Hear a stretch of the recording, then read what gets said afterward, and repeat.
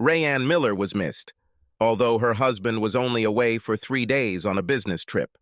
Sitting at her desk, waiting for the end of the day and week, Millie walked up and asked, "I know this is probably a waste of time, but would you like to come with us after work for dinner, drinks, and dancing?"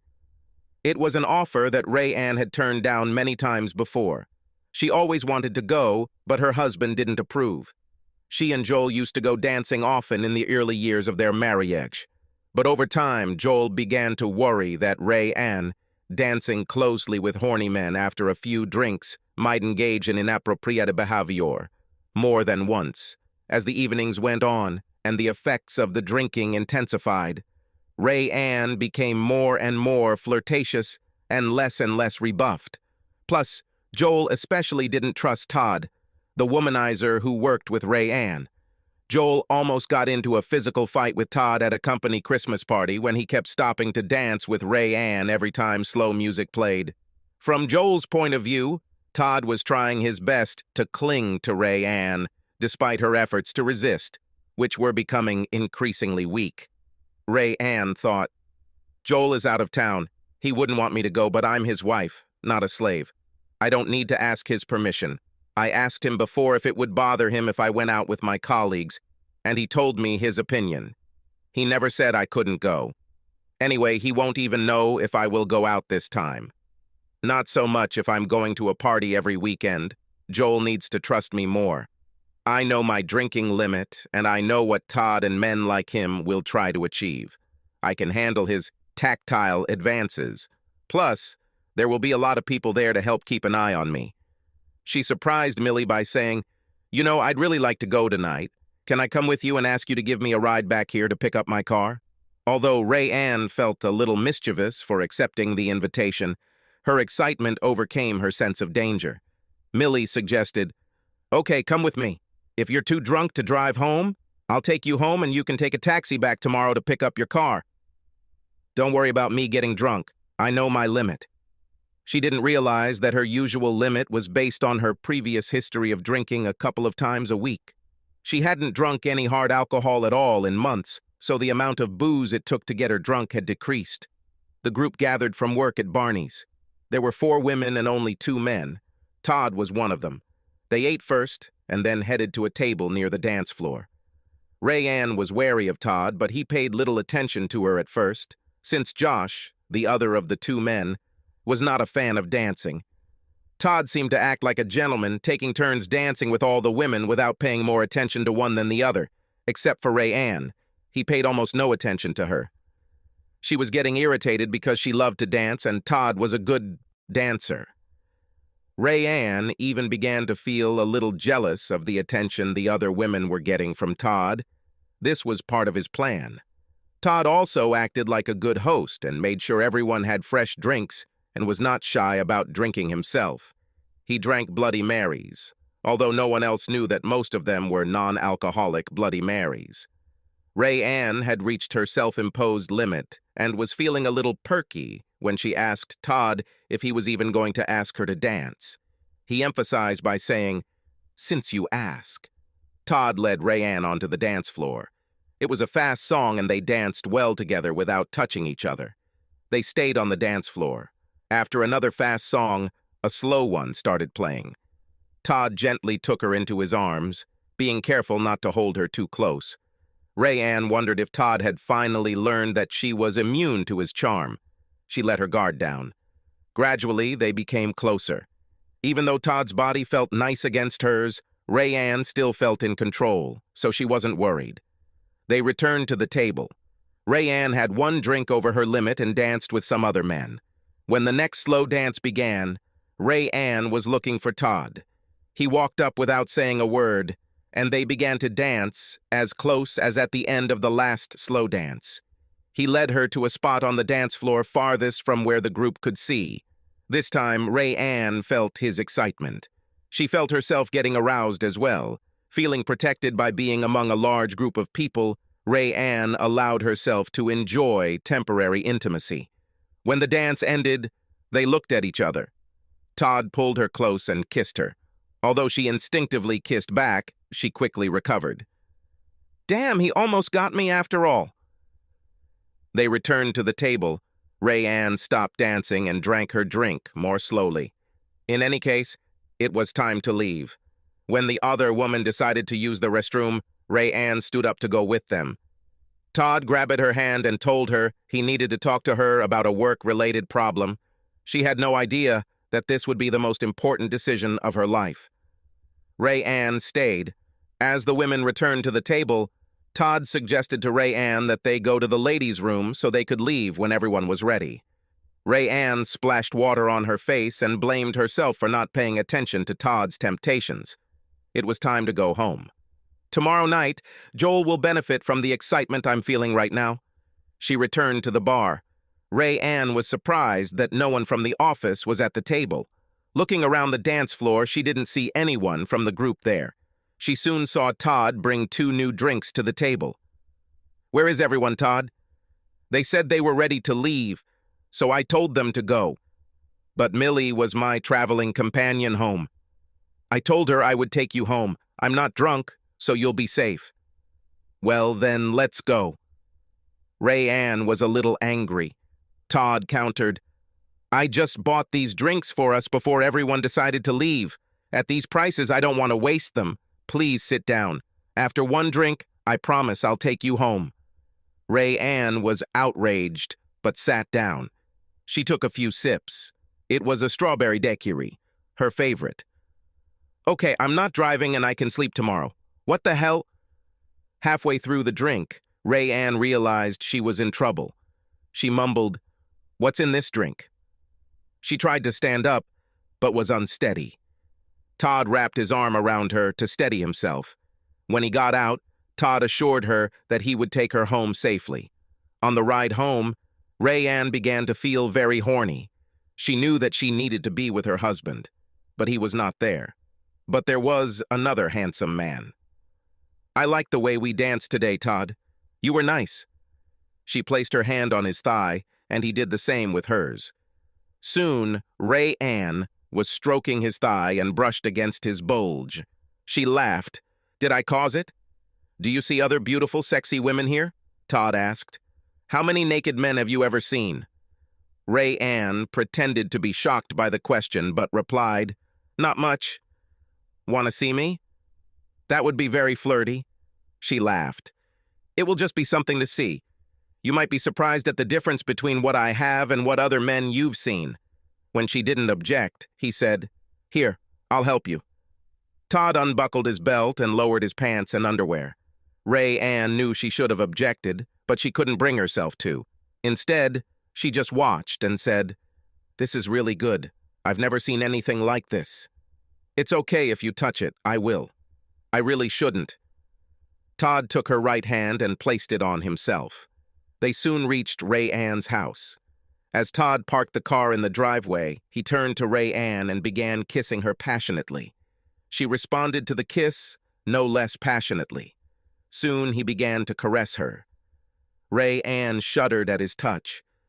"No," she whispered, but her body said, "Yes." The hands of both lovers began to move violently. Todd asked, "Can we go in where no one can see us?" Ray Ann agreed, and all pretense about what was going to happen disappeared as soon as they entered the house. The biggest question was whether they would make it to the downstairs bedroom before they started having sex. Over the course of the night, they tried a number of sex positions. Ray Ann was insatiable. They were both exhausted. Ray Ann quickly fell asleep. Todd, proud of himself, soon followed.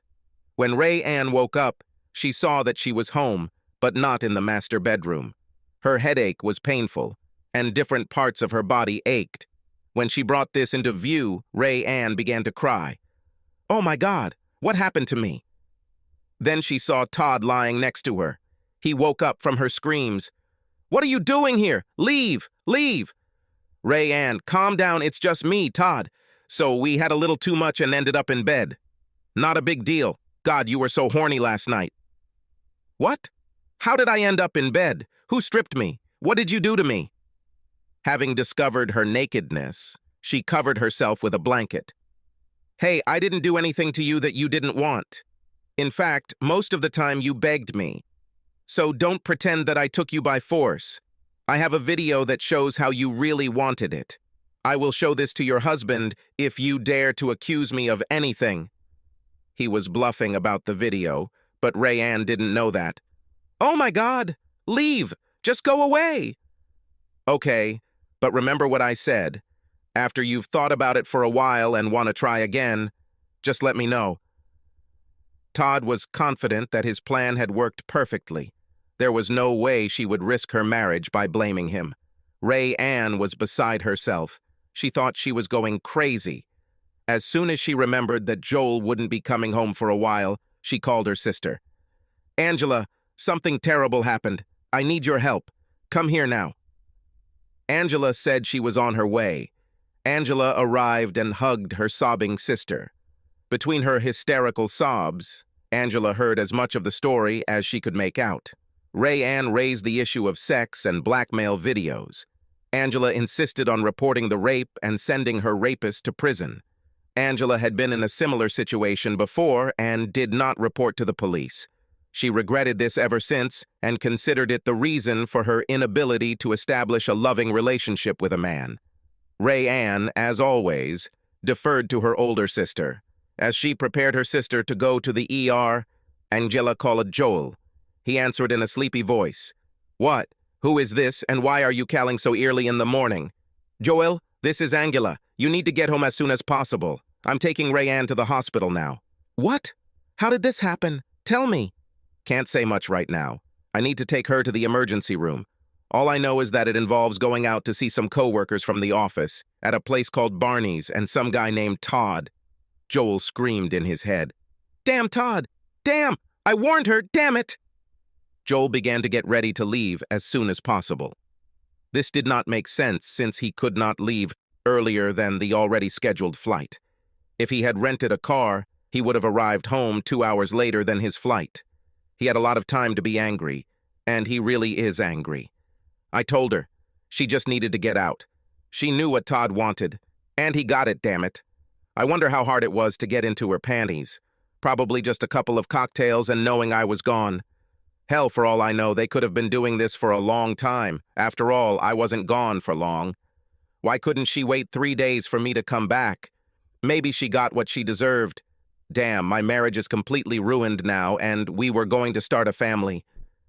Joel was so focused on Rayanne going against his warnings and whether she might have enjoyed the sex that he had little time to think about how she might have gotten hurt. His anger increased when the flight was delayed. Joel was sure the plane had been hovering on the runway for an hour before takeoff. He then seemed to be surrounded by crying babies who suffered as the pressure in their ears became uncomfortable. Joel has become the adult version of the kid who constantly asks, "Are we there yet?" He was sure that his bag was the last one on the conveyor belt. He then almost threw money at the guy in the parking lot. His self-talk consisted mostly of 4-letter words. Joel's volcano was ready to erupt by the time he reached the emergency room. He showed no manners when asking where his wife was. She was now in a regular room, and he ran to the elevators. Apparently, the squirrels that powered the elevators were taking a break for nuts, so Joel had to wait even longer in front of the elevator. Finally, he arrived at room 532. Rayanne was sitting in bed. She started crying as soon as she saw Joel. Angela stood next, to her. Joel stopped at the foot of the bed and shouted, "What the hell happened?" Rayanne began to cry even more, and Angela walked around the bed and stood face to face with Joel. "Is this the first thing you want to say to your wife who has suffered mental trauma? You bastard! Aren't you interested in how she feels?" "Sorry. How are you, Rayanne? Are you feeling any pain?"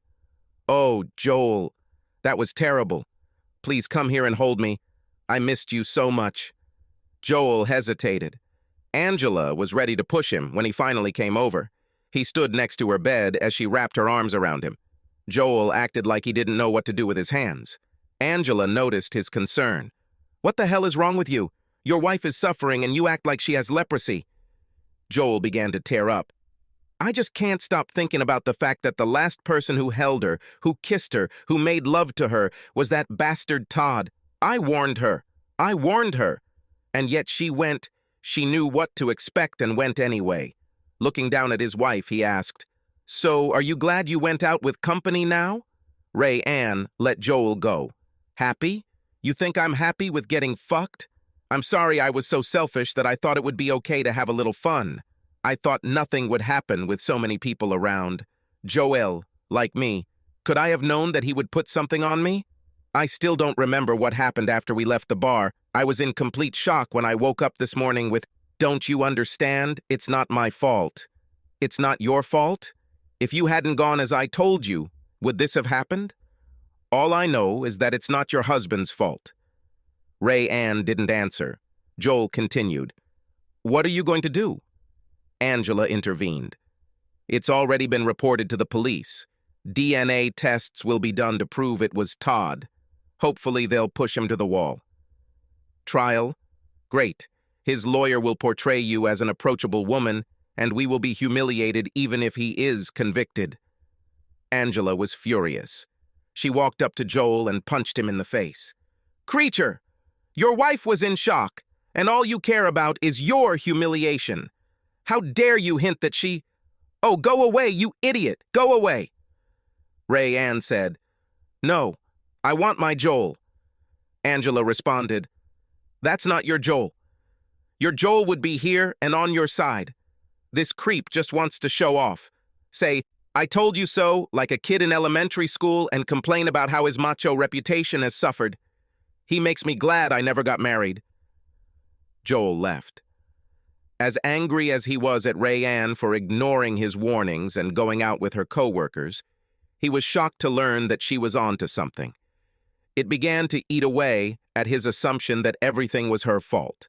However, he kept coming back to the thought, but if she hadn't gone at all, this would never have happened. Joel returned home and put his clothes from the trip in the wash and made himself a sandwich. It was strange being in the house without Ray Ann. He snatched the sandwich and cried. He cried for a long time. The next morning at the hospital, the police officer who took Ray Ann's statement about the incident told her that it appeared Todd had left town. A warrant will not be issued for his arrest until it is determined whether the DNA from Ray Ann's semen matches the DNA taken from Todd during his arrest several years ago. In the meantime, they were going to look for him as a person of interest. Police questioned Ray Ann's willingness to testify against Todd if it came to that. Angela was upset that Ray Ann hesitated before answering that she agreed. Ray Ann explained that it would be difficult for her to testify if Joel did not support her. The officer asked her to think about it. There was no need to make a decision until the DNA results showed it was Todd. Joel wasn't a drinker until that day. He didn't even know a good place to drink. He knew where he didn't want to go, Barney's. The bar he found offered nothing but popcorn and pretzels, so the beer affected him faster than usual. By the time the bartender refused to serve him, he had nearly passed out. Even though his head hurt, part of him felt pretty good when he woke up. Joel slowly realized that someone was satisfying him. "Oh, Ray Ann, this is so good. Thank you, dear." "Exactly." Suddenly, a naked female figure flashed in front of him, heading to the bathroom. Joel heard her start vomiting into the toilet. "Sorry, baby." "No problem, honey." The voice was not Ray Ann's. Who are you?" "Damn, when I thought I was unforgettable. My name is Evie, you know, like the first temptress of man. Eve." "Where are we? How did we get here? What were we doing?" "It looks like you were so drunk." "Okay, here's the info. Days in. I basically dragged you drunk to your room. We had sex like animals. You owe me $250. "What? I don't understand." "I don't care what you understand. Give me $250 so I can go home. I need to sleep before I go back to work." Are you a prostitute?" "Hell no. I'm from Rent a Wife. Our one-night stand just ended in divorce." "God, why do all the stupid people come to me? Come on, hand over the cash, John. No checks, no credit cards." "I don't have that much cash." "I know. I looked in your wallet." "You do, however, have a bank card. We can just go to the nearest ATM and take my money. You better get dressed first." "Listen, I don't know what you're trying to do. I have never paid for sex and never will. I'm a happily married man. He cringed as he thought about the current state of his marriage. You say you are married and have never paid for sex? Ha! What do you think marriage is? Look, I don't care what you did before or not. If I don't get $250 from you as soon as possible, Tyrell, my pimp, will cut off your dignity. Your choice, money or become a eunuch. Joel got dressed and went down to his car. Evie followed him as closely as possible in her 5-inch heels. Joel got into his car and quickly locked the door. He smiled and waved to Evie as he drove away. Evie didn't seem upset. She was not. She had his driver's license to give to a big Alberta collection agency. Joel returned home and took painkillers. He thought about calling or visiting Rayanne, but his thoughts were too conflicting to know what to tell her. Although his feelings for his wife were mixed, his thoughts about Todd were absolutely clear. Revenge. Joel sent an email to his boss asking for time off due to a family emergency. He wasn't sure how long it would take. Joel called Angela and told her to take Rayanne to her home. He was not yet ready to live in the same house with her. Joel had to hang up when Angela launched a stream of insults, many of which disparaged his courage and background.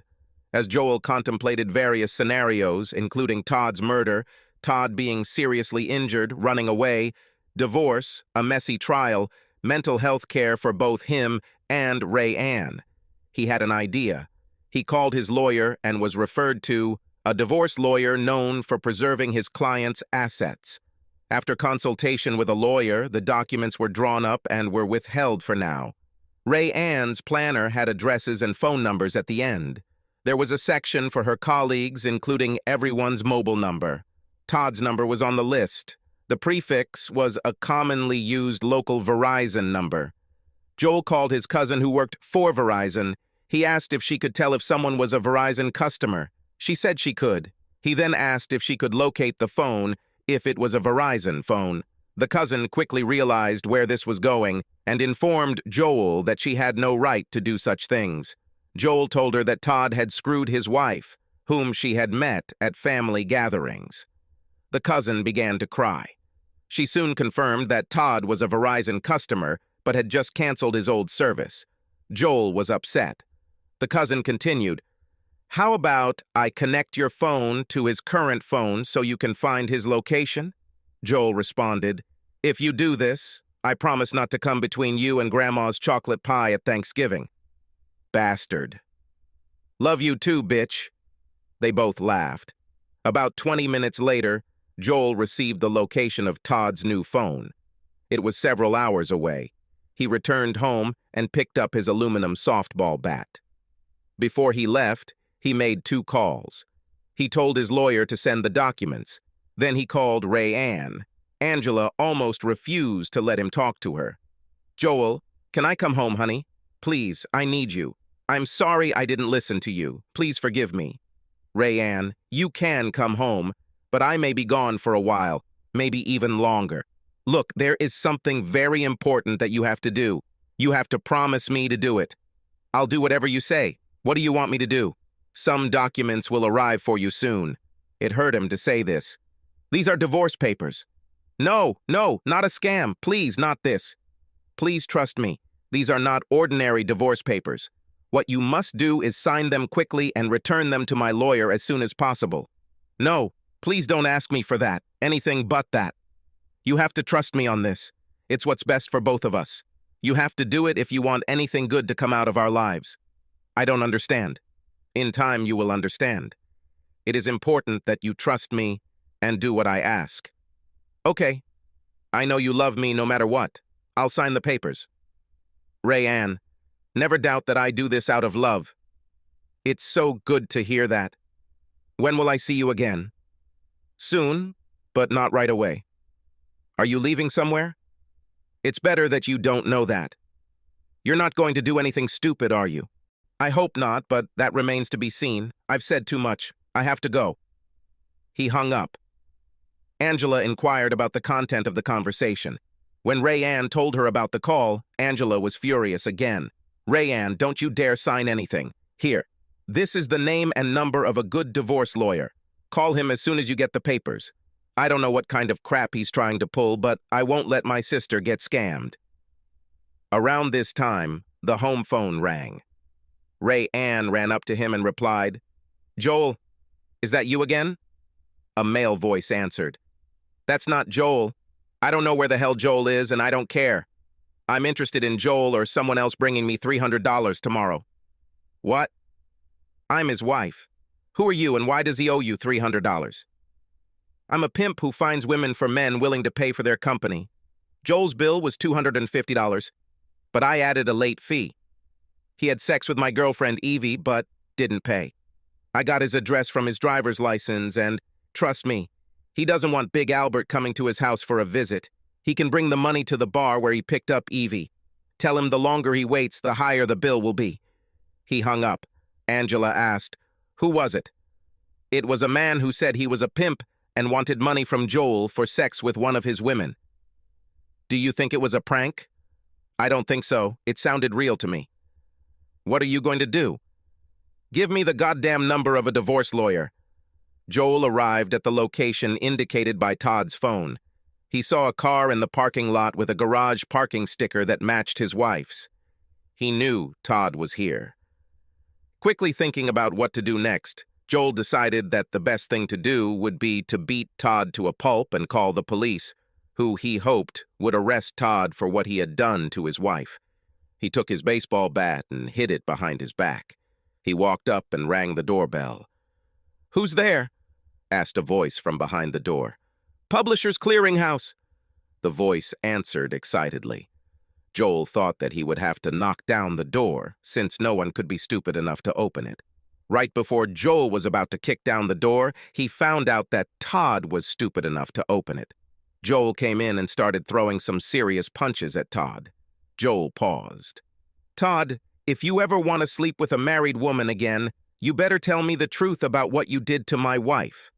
With blood in his eyes, Todd didn't recognize Joel and answered in a nasal voice. "What was she like?" "Ray Ann, you bastard." "Oh, damn, you're Joel." Okay, I'll tell you if you'll stop hitting me." "I'll stop hitting you when you start talking." He sphinxed the blow with the bat. "Okay, I spiked her drinks. In the last drink, I slipped her some illegal substance. It didn't take long before she started clinging to me. I wasn't sure if it was from the drinks or if she really wanted me." After Joel was satisfied with Todd's story, he said, "I lied. Let's start." Joel began hitting Todd. Neighbors looked inside to see the chaos. More than one cell phone recorded the event. Joel turned to the onlookers, causing them to flinch in fear. He simply said, "Call 911. Ask for an ambulance and the police." Someone said, "It's already done." Joel walked further inside and sat down in the rocking chair. He reached for the now open bottle of beer and took a sip. With a feeling of great relief, Joel waited. Ray Ann made an appointment with a divorce lawyer. Later, she began to wonder if she had acted too hastily. "You can always stop. If Joel doesn't talk to me, I'll tear up his papers and let mine pass." Angela congratulated her sister on finally taking control of her life. "Burn the bastard" became Angela's mantra. Ray Ann received a call from the police with an important update. "I have a lot to tell you. First, the DNA matched Todd Hargrove. Second, before we could issue a warrant, I received a call from the Springfield Police Department.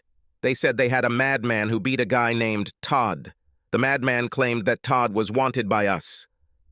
We didn't take it seriously until he threatened us with a bat. He promised to come with us quietly if we made one call.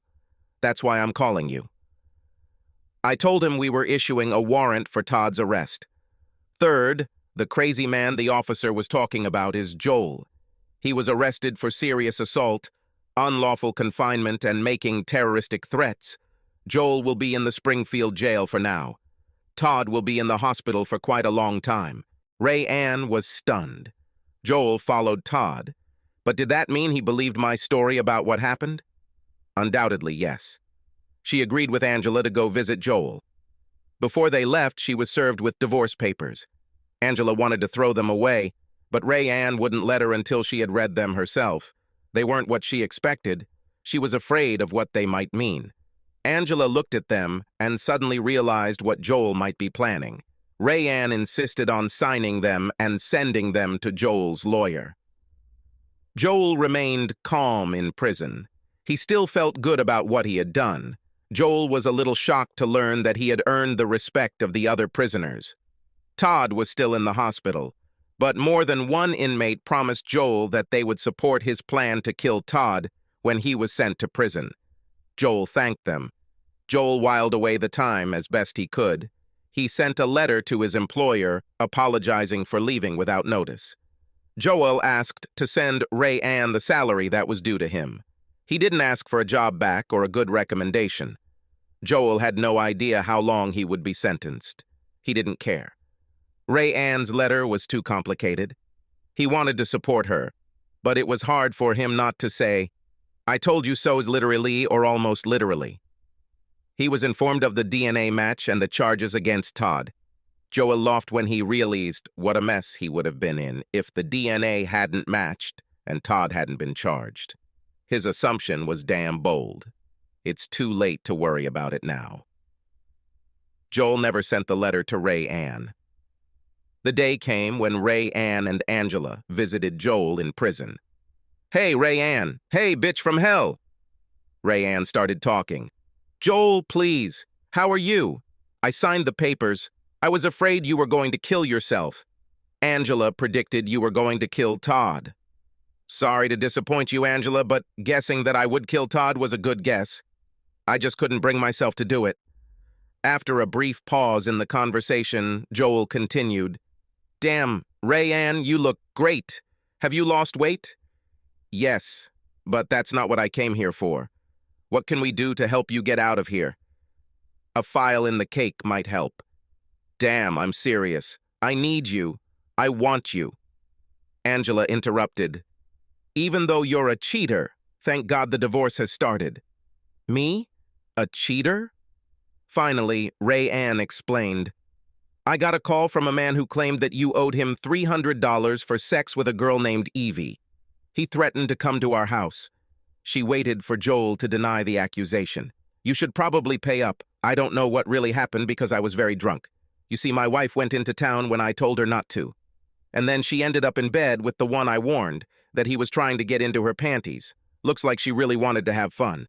Anyway, I was out of my mind, so I don't know what really happened in the motel room. I take back some of what I said. I know that I owe her for the great sex that woke me up." Angela intervened as her sister sat stunned by what she had heard. "You're a cheating bastard, and after what your wife went through, I hope you rot in prison." Joel answered calmly. "I know that my reaction to your situation was not supportive enough. You already know my excuse. I ultimately came to the conclusion that you were not entirely to blame. You never lied to me. The only thing I was sure was necessary was to do. This is what Todd deserved: revenge. Since you were not in a position to take revenge, and the trial was going too slowly, I decided to avenge you. I didn't tell you because I didn't want you to worry. Please know that I have done everything necessary for you to get all our money that we have now, and what my boss will send from work. You need to divorce me and start a new life. You are still young and very attractive. Another man will be very happy to become your husband and the father of your children." Joel began to cry. Angela chimed in again. "So you didn't want to help your wife. You cared so much about your wife that you settled down with an easy girl. You just wanted to beat up her rapist and make sure she got all the money she was entitled to. You can't deceive us. What you did was only to ease your conscience. Well, at any rate, I hope you and your conscience will spend a lot of time comforting each other in prison." "Angela, shut up. This whole situation is a complete mess. Nothing matters now except getting Joel out of jail as soon as possible. Joel, do you have a good lawyer?" "As far as possible, at the expense of the state." "Public defender? I hope you're not that stupid. I don't want to spend any more money that Ray Ann will need to survive without me." "I don't need money to survive. I need you." "Well, I think I've caused a lot of trouble. It will take a while before this case goes to trial. Todd will be in the hospital for a long time." Joel couldn't help but smile. Once you send the signed papers to my lawyer, the divorce must be finalized before the end of the trial. This is extremely important so that you can save the money you will need to get by without me. Ray Ann was unhappy with the outcome of the meeting, but ignored Angela's mutterings about how terrible Joel was. The car ride back was silent. Later that day, Ray Ann received another call from a pimp. "I heard Joel is in jail. I don't care about your worries. Now you owe me $350. I'll send Big Albert tomorrow. You better have the money. He can do over $350 worth of damage in minutes. I will have money. Cash only, no checks, no police." I understood. Ray Ann went to the bank to withdraw cash. When asked how much she wanted, Ray Ann had an idea. She asked for $1,000. Later that day, she opened the door to find the largest black man she had ever seen standing in front of her. There was no doubt who it was. "Give me the money and I'll get out of here." "Here's your $350 for..." Now it's $400. Ray Ann wasn't surprised. $400. Sorry. It's a pleasure doing business with you. Albert turned to leave. "How about we do one more thing?" Albert was puzzled. "And how could it matter?" "I'll give you another $500 if you let me talk to Evie for 5 minutes. Albert thought for a moment, then said, "I'll call Tyrell." After a short conversation, Albert said, "Show me the money." Ray Ann handed over $500. Albert returned to his phone. "Are you busy, baby?" "No, nothing special tonight. I have a strange woman who says she'll give us $500 if she can talk to you for 5 minutes. "Okay, what's the catch?" "I don't know, but I give her my phone and take the money." "Evie?" "Yes, what are we talking about?" You served my husband last week. He's the one who didn't pay." "Oh, yes, but you just paid, didn't you?" "Yes.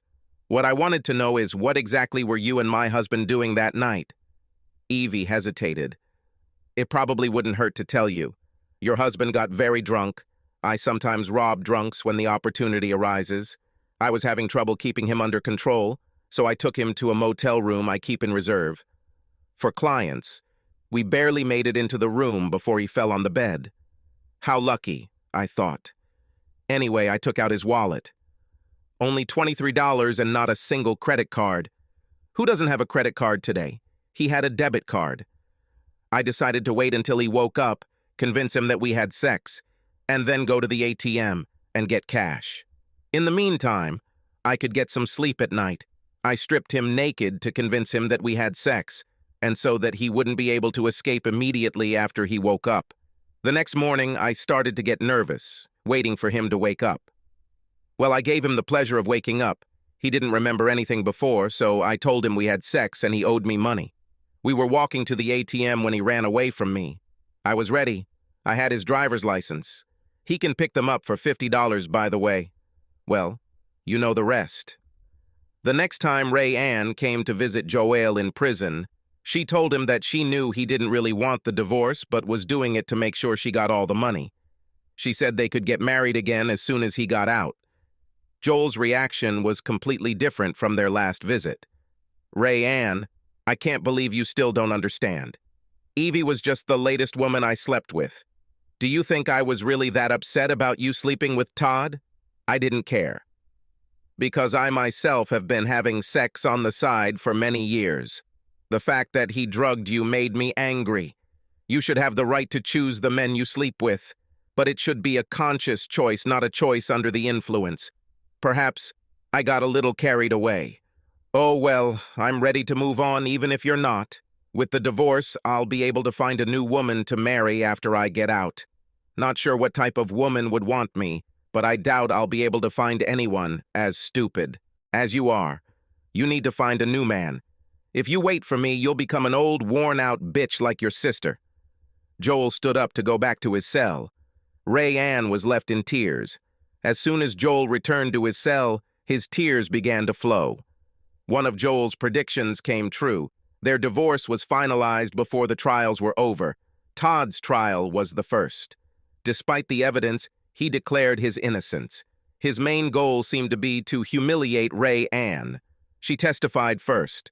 Between bouts of crying, she described the events of the evening before she left the bar and after she woke up the next morning.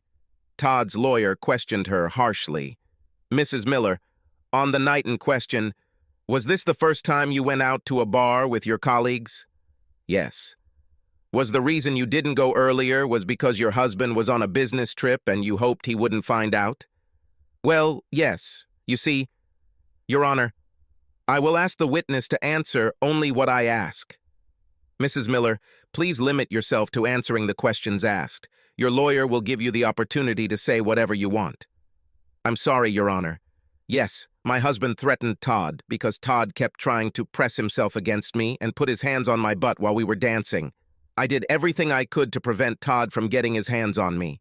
"So your best attempt to prevent Mr. Hargrove's inappropriate actions was so weak that your husband had to intervene and threaten Mr. Hargrove. What you are telling us is that you did not want Mr. Hargrove to stop what he was doing as much as your husband, and that you were looking forward to inappropriate behavior without your husband present to stop you from engaging in inappropriate behavior. Isn't that right?" "No, that's not true. I just wanted to dance. Todd is a good dancer. I thought I could keep him under control. A lot of people were watching." "So you danced innocently with Mr. Hargrove. Tell us, Mrs. Miller, did your breasts touch his chest at any point during your dance?" "It happens when you slow dance." Todd's lawyer looked like he was going to ask the judge for help again. Rayanne quickly said, "Yes. At some point during your dance, were you rubbing against Mr. Hargrove?" Rayanne sighed before saying, "Yes." "Did this last more than a few seconds?" "Yes." "Since you didn't stop rubbing, you must not have considered it inappropriate. Is it because you enjoyed it?" Rayanne stopped trying to seem like she had done nothing wrong. "Yes, I liked it. But that didn't mean I wanted to have sex with him. I didn't want it to go any further." "You mean on the dance floor?" "Anywhere. What happened later was not what I wanted." "That remains to be seen. Let's move forward in time. Your colleagues have come to the conclusion that it is time to leave. The women all went to the restroom one last time. You, however, did not go with them. I didn't know they were going to leave so soon. I stayed because Todd said he needed to talk to me. Like I said, you didn't go to the bathroom with them." Rayanne said irritably to the judge, "Your Honor, if he's going to ask and answer questions, why should I be here?" There was laughter and smiles in the hall. The judge even smiled. "Remember, your lawyer will get his chance too." Todd's lawyer relented. "I understand this is stressful for you, Mrs. Miller. I just have a couple of questions. So, we stopped with you and Mr. Hargrove remaining seated at the table while the others went to the restroom. You stated in a previous deposition that Mr. Hargrove wanted to talk about some business matters. Did anyone else hear what you two were talking about?" "No, as far as I know." "So as far as anyone other than you and Mr. Hargrove knows, you could be talking about anything, like what you'd like to do to Mr. Hargrove if you could get rid of the others." "This is wrong."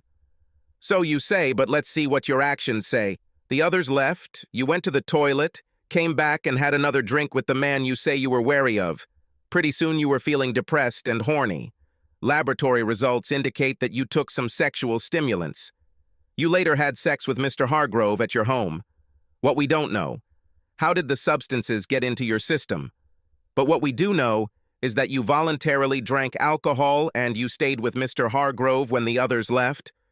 Tell me, isn't it true that you, Mrs. Miller, gave yourself substances to enhance the pleasure of a sexual encounter that you had planned in advance?" "This is funny. I don't even know where to get such drugs." Todd's lawyer grinned. "Mrs. Miller, have you lived in this area long?" Rayanne stopped trying to seem like she had done nothing wrong. "Yes, I liked it, but that didn't mean I wanted to have sex with him. I didn't want it to go any further." "You mean on the dance floor?" "Anywhere. What happened later was not what I wanted." "That remains to be seen. Let's move forward in time. Your colleagues have come to the conclusion that it is time to leave. The women all went to the restroom one last time. You, however, did not go with them. I didn't know they were going to leave so soon. I stayed because Todd said he needed to talk to me. Like I said, you didn't go to the bathroom with them. Ray Ann said irritably to the judge, "Your Honor, if he's going to ask and answer questions, why should I be here?" There was laughter and smiles in the hall. The judge even smiled. "Remember, your lawyer will get his chance too." Todd's lawyer relented. "I understand this is stressful for you, Mrs. Miller. I just have a couple of questions. So, we stopped with you and Mr. Hargrove remaining seated at the table while the others went to the restroom. You stated in a previous deposition that Mr. Hargrove wanted to talk about some business matters. Did anyone else hear what you two were talking about?" "No, as far as I know."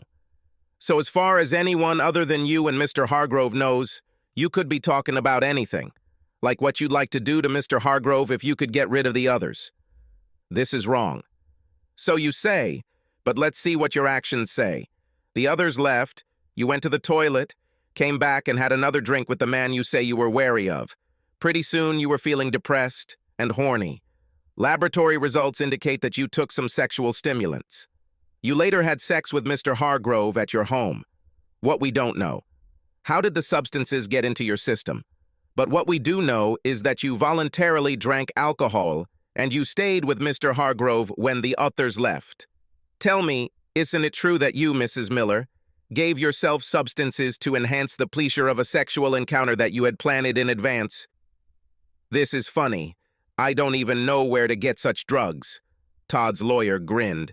"Mrs. Miller, have you lived in this area long?" "All my life." "Have you ever heard of an area called Irish Town?" "Yes." "What do you know about Irish Town?" "This is a high crime area." "What types of crimes?" "Theft, robbery, gambling, illegal substances, and probably more." "So you know they sell illegal drugs there, forced sex drugs. Are you still saying you don't know where to buy it?" "I suppose you can buy them there, but I've never bought anything there or anywhere else." "Again, you say one thing, and just a few questions reveal that you are changing your statements to something else." Before the prosecution's lawyer could object, Todd's lawyer said, "Dismissed. I'm completely done with this witness." The prosecutor did everything she could to restore confidence in Ray Ann and her story, but she saw the jury's eyes on her. For the first time, she feared that Todd might be acquitted. For the first time, she began to understand how anyone, especially her husband, could be at least partly to blame for getting into this situation. She originally wanted Joel to be in court to support her. Now she was glad he wasn't there. Todd's testimony was a key point for the defense. Everything was based on his acting ability. He maintained his innocence in the events of that party. He stated that he initially avoided dancing with Ray Ann due to a conflict at the Christmas party, but as the evening progressed and he had a few drinks, he finally agreed to dance with her, but only because she asked him to. Although he tried to keep her away from him, he eventually gave in. No man could control his excitement, he said. Everything was still fine until she decided to use the ladies' room after all the other women had left. He waited and waited. The others said they had to leave. He finally said he would take her home. When she returned, she learned that the others had already left. She said she was glad because she was sure Todd would give her a ride home. They left almost immediately, and Ray Ann began to show signs of drunkenness. As soon as they got into the car, Ray Ann approached him and started touching him, despite his protests. She begged him to stop at her house for a glass of wine. Wild but mutually consensual sex ensued throughout the night. Ray Ann decided what positions they would try, and how many times they would try each one. He speculated that she might have taken the drugs while she was in the bathroom. In the morning, she became angry when he said that he would not agree to continue their relationship even after her husband returned. She became furious and threatened to accuse him of taking her without consent. He took her threat seriously, which is why he ran away. Todd stated that he was afraid that Joel would attack him if he believed Ray Ann's story. He said that, unfortunately, he was right. He claimed that he was not actually afraid of the police because he had not done anything illegal. The prosecution countered Todd's testimony with testimony from other office workers at Barney's and letters of reprimand in his personnel file for inappropriate comments and contacts with female employees. Todd focused on a couple of female jurors, trying to charm them with his poor selves. He only needed to convince one thing. After 3 days of deliberations, the jury could not reach a consensus. Todd was released. Almost immediately, he filed a civil lawsuit against Joel. Joel's trial for his actions against Todd was quite short. The prosecution presented numerous close-up photographs of the physical injuries Joel inflicted on Todd. This turned out to be excessive. After the first few photos, the jury seemed to begin to ignore the rest. Little attention was paid to the illegal detention because Todd was already unable to go anywhere other than the hospital due to his injuries. There was a surprise on charges of terroristic threats. Several police officers testified that they did not feel threatened and made the call to his hometown police because his request to call seemed reasonable. The prosecution did not seem upset that they received only an 8-year sentence. With credit for time already served, Joel could be released after 3 years if he was of good behavior. The lawsuit was settled shortly thereafter. Joel's assets were almost zero. Most of them went to Ray Ann as a result of divorce. The judge did not give in to Todd's lawyer's persuasion to take the money away from Ray Ann. Todd had enough money left over to leave town and start a new life elsewhere. This time he drove further away and hid better. Yeah, he always turned off the TV when the Publishers Clearinghouse commercial came on. The next 3 years passed slowly for Joel. He had no contact with Ray Ann other than her sending him birthday and Christmas cards. No signatures or letters inside. It was as if Joel remained on the list of people to send cards to and was never removed. He hated them. Joel wanted to be ready to move on with his life after prison. These cards took him back in time and forced him to fight the mental battle again. The day he left prison, he wondered if anyone would be there to greet him. His last wish was for the one who came. Angela. Why are you here? Are you going to run over me? Don't think I don't want this. I'm here because my kind-hearted sister wants to make sure you have a chance at a new life without her. By the way, she's doing well now. Don't you dare let her down. Are you taking me to the half house? No. Ray Ann paid 6 months' rent for the apartment. This should give you a chance to pull yourself together, find a job, and become independent. What makes you think I'd want an apartment? You may be a bastard, but I don't think you're that stupid. If you don't like it, I'll take you to a luxurious half house. Okay, but this better not be a joke. As much as I would like to deceive you and hang it on you, make up your mind. I said I'd go. Then he whispered, "Bitch." I heard it. She smiled. Bastard. Angela pulled up to a decent-looking apartment complex. Joel commented, "They look too expensive for me." "They're cheaper than you think. At least come inside and then we can talk about the costs." Joel was shown into a 2-room apartment. She was very nice. Despite the certainty that he wouldn't be able to afford it anytime soon, he wanted to see every room. He began to notice that some of the furniture was from his old house. Angela noticed his gaze. Ray Ann did a little decorating. She used some things she replaced in your old house. After inspection, Joel said, "It's very nice compared to where I lived, but I still don't see how I can afford it.